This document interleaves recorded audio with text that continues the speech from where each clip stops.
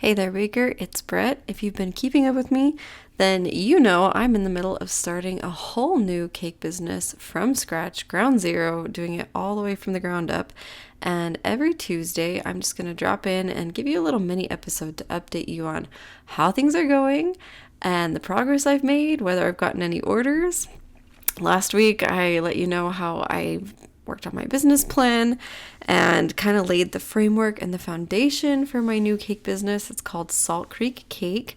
And in the last 7 days since I last spoke to you about it, a couple great things have happened.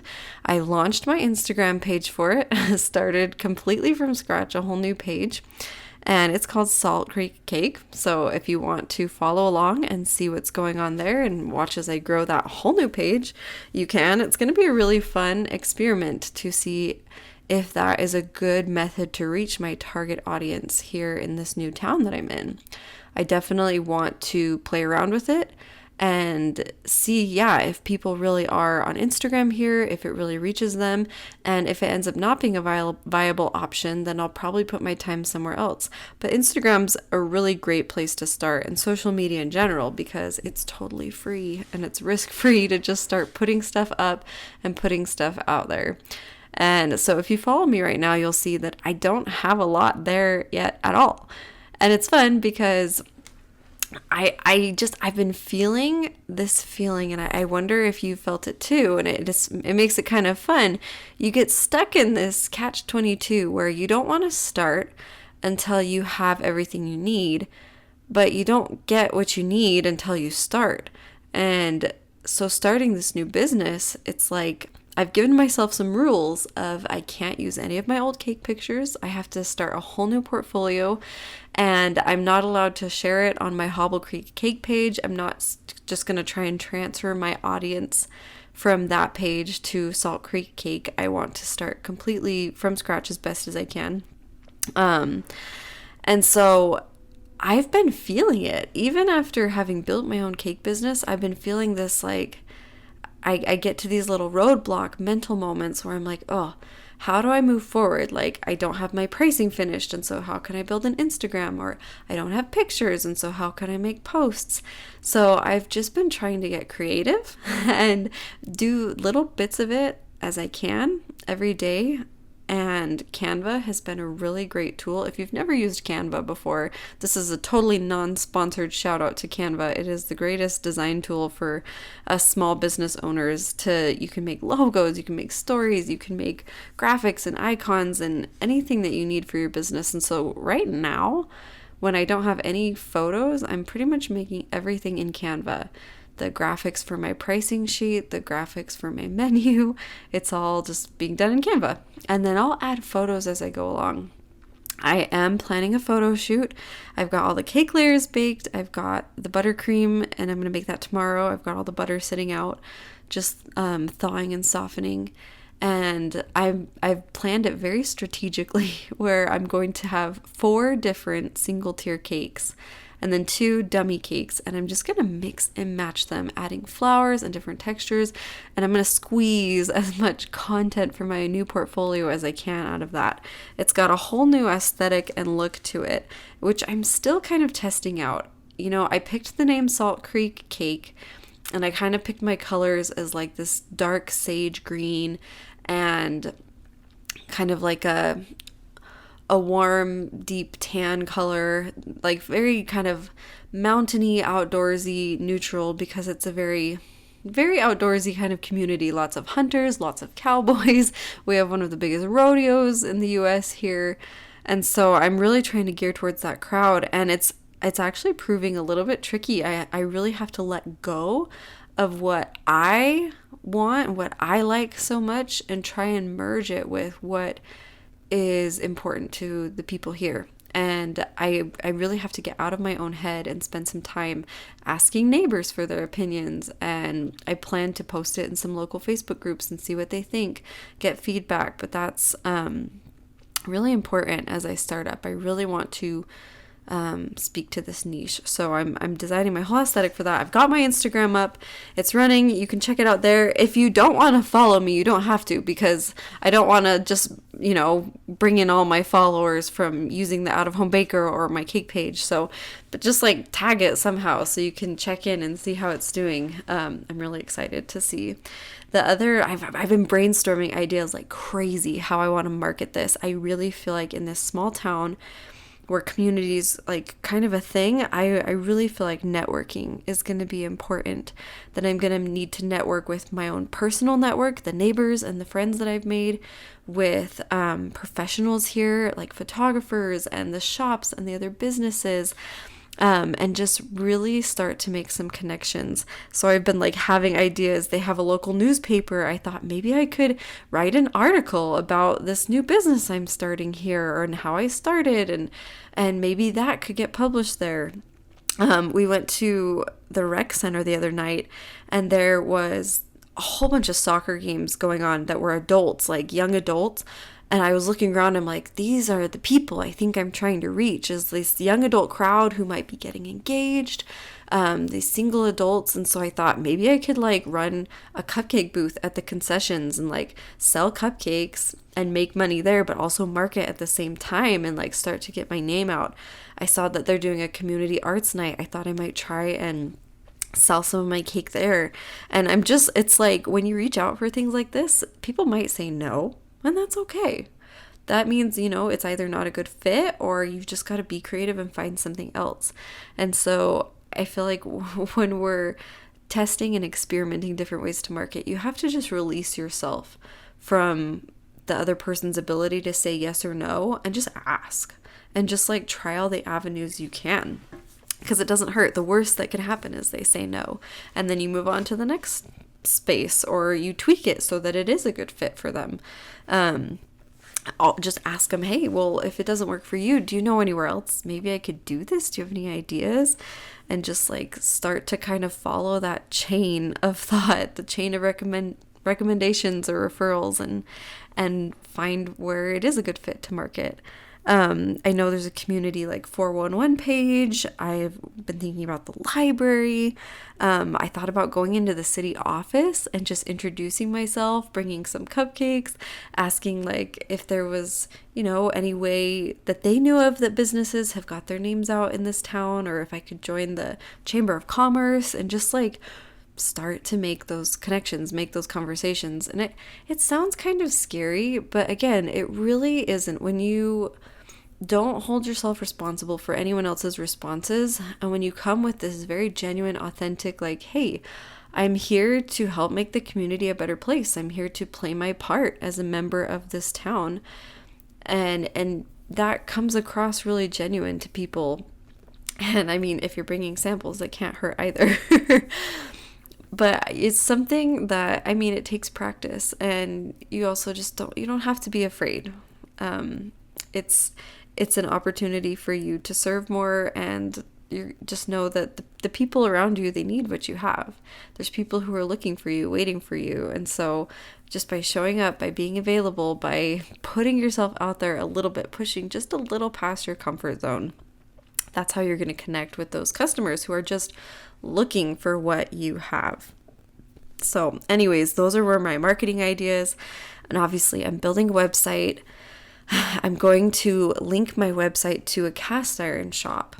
And the reason I'm using cast iron is I've been working with their team for the past year as they've been building, basically, it's like Etsy for bakers, but it's more than that. They have been really great. They really, really try to make the tools that home bakers and food entrepreneurs need in order to have the easiest experience, like managing customers and the back end of it. And so my whole hope in linking my website and my shop to cast iron is that it'll make it super, super simple for customers to order and for me to just hit like booked, and the payment is processed that way.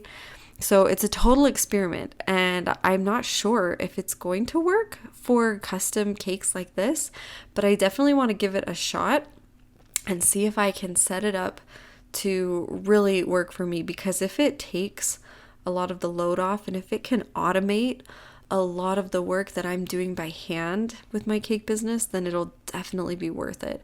I'm going to start off with the free version as I build things out.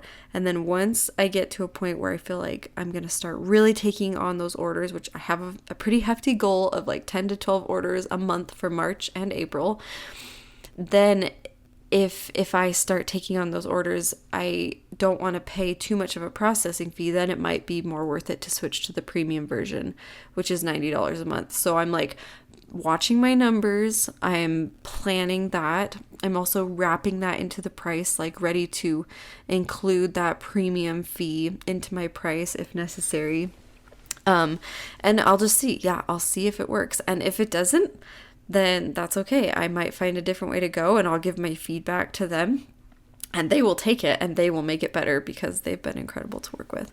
So here's fingers crossed that it's going to make it super, super easy for me and for my customers, because that's one of my huge goals with this new baking business, is to make it as easy as possible, because I really want to push myself to take new orders. I really want to push myself to hit high income goals, but I also have the goal that it's not going to infringe on my mental health or my family's well-being. Like, it's supposed to feel easy, which sounds crazy.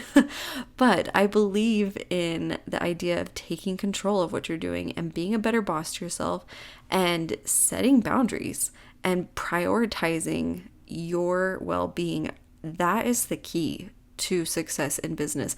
If you're not doing well, you can only hold out for so long. And like for me, this past year has been a journey of mental health.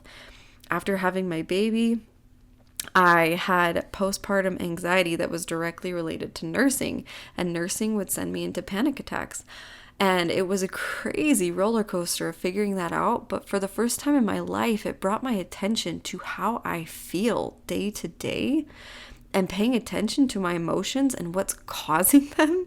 It sounds crazy, but we really never learn. We don't take the time to understand ourselves like that. And so that was actually a real gift to me this year, that I was able to start to learn about my emotional health. And so I've been paying attention all year. What makes me feel good? What doesn't? And it sounds so simple, but sleep, I realize, is a huge factor in my mental health. And I think the reason why I've never connected it before is because if I don't get a good night's sleep one night, the real effects of it don't hit me until like 3 days later. And then I spend a week catching up, and I don't know why I'm so grumpy or why I feel so hopeless. And it's because of that one night of sleeplessness that I had, but it was a few nights ago. And so I wasn't connecting it, but now I'm really starting to see the pattern. And so as I go into this new baking business, my sleep is a huge priority. I don't want to work late into the night. And so I'm going to have to plan and have some discipline during the day. I'm going to have to utilize all my resources, whether that's working, in the morning. I'd rather get up a little earlier and work then than sacrifice a good night's sleep. And if it's, getting a help from a babysitter, whether that's grandma or the neighbors, sometimes we trade babysitting, and that's really nice. Just finding ways to plan, and also really making my production as smooth as possible. I've got my menu all written out, and it's a really simple version of a menu. There's only 4 flavors. And that is to help kind of cut back on the customization, still pouring the quality in. They're my top 4 flavors. But because I really want to mass produce and push this, I have to balance it by eliminating just a little bit of customization. And I don't think it's going to dampen the quality. They're still really, really good cake flavors. And I think it'll still give people, a good breadth of options to choose from. And those are things that I'll test out and validate as I go along, and maybe tweak if needed. But that's part of how I really want to streamline my production, is my menu. I've got my chocolate, my vanilla, my red velvet, and my lemon. And I've come up with nice catchy names, and I made little graphics for them on my menu. So if you find me on Salt Creek Cake, you can check out the graphics that I made. I'm actually pretty proud of them. I look back on the first graphics I ever made for baking sales. Like, I did a cookie sale years and years ago, and the first little flyer I ever made, I just cringe. It's like so much text. It's like a little paragraph. It's like a little mini essay on this paper with like the worst little animations and things. But hey, it worked, and I learned as I went along. I've gotten a lot better at that now. So I've created those graphics and just working on streamlining production, and I figured out my pricing today. Huge one to tackle, but it was actually the easiest it's ever been. Granted, I've spent, the past 2 years teaching hardcore about pricing and money in business, and so that made it easy, but it just goes to show that the more you understand about your numbers and your price, the easier it gets to price things. And if you've been listening, if you've been paying attention, if you've been in my classes, you know that there are 3 objectives when it comes to pricing. You have to cover your costs. If you don't break even, then you're making zero money. So you have to at least, number 1, cover your costs. Number 2, you have to compensate for the labor involved. This is paying the employee who's doing the work. That employee, in pretty much all cases, is going to be you. You're compensating yourself, not just for the time, but for the stress and for the experience level and the amount of attention that you have to put to it. That is what you're paying for the labor. So number 1, cover the cost. Number 2, compensate the labor. Number 3, you have to keep money in your business. Make a profit for your business so you can grow and so you can invest. So using all of those principles and using the workbook from my pricing mastermind class, I figured out all my base pricing in under an hour. And it's the quickest I've ever done it, and it was brilliant. And so now I know I've got prices that are covering my costs. I know how much I'm making an hour. I know how much I'm making off of each cake that I sell in that price range. And it's set perfectly to hit my goals of 10 to 12 cakes a month to make $2,400 to $2,700 a month. And that's bottom line. I don't think in top line. I don't think in revenue, because revenue honestly means nothing. Revenue is, your total sales. Once you subtract all your expenses, all your costs, you're left with like what's actually in your pocket. And that's what matters. And so all of my goals, and whenever I talk money, I'm always thinking the bottom line, because that's what's actually meaningful to me. So I figured out all my pricing. I posted it. Yes, you post your pricing, because you will always lose more customers by not posting it than by posting it. Because when you post your prices, even if they're just estimates, it gives people an idea if you're a good match, and then you can have real relevant conversations. And you don't waste your time, and they don't waste their time with people who just aren't in your budget. It helps you get to the right people faster, and you build your marketing around that. So when they see that price, they're like, yeah, this fits. Like, I feel like that's a good trade of value. So I've got pricing, I've got my marketing. I'm going to start reaching out to the community this week. I'm going to start actually launching this business, and hopefully it would be so cool by next week on Tuesday if I can say that I've got my first order. So we're going to see. Let's put that to the test and see if I can come back with some orders booked for March and April, and maybe even some other months.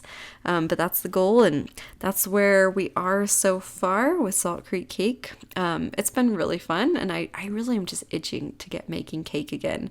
I've been so busy with the coaching and the classes and other projects that I'm creating for you so you can have more resources as a baker. I've been building the business school for bakers, which I'm so excited about. It's going to be like your own little MBA in baking business, and it'll be a whole kind of self-guided course that takes you through all the topics of business that you just don't ever get to learn. It'll be entrepreneurship and business principles and strategy and marketing and money and finance and accounting. All of it is going to be wrapped up into this business school for bakers, all of it geared towards what you do as a home baker. And I'm so excited to get that launched. So it's like, if I didn't have enough on my plate starting a whole new business, I'm also going to build a whole school for you.